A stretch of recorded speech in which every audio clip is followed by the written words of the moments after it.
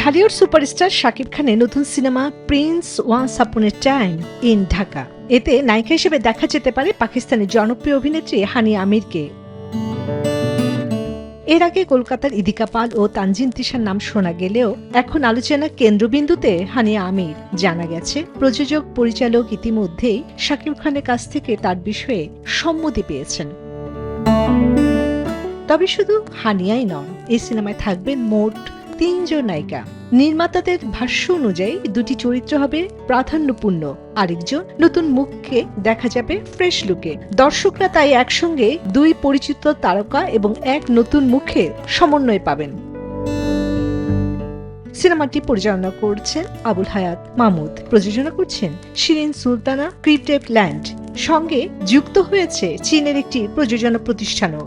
গল্প ও চিত্রনাট্য লিখেছেন মেজবাউদ্দিন সুমন ও মোহাম্মদ নাজিম উদ্দিন। ছবিটি মুক্তি পাবে আগামী রোজার ঈদ ২০২৬-এ। সুন্দর সুশ্রী নায়িকাকে নিয়ে উচ্ছ্বাসিত প্রবাসীরা। তারা ভারতে যুক্তরাষ্ট্রের নায়িকার পাশাপাশি পাকিস্তানের নায়িকাদের দেখতে আগ্রহ প্রকাশ করেছেন।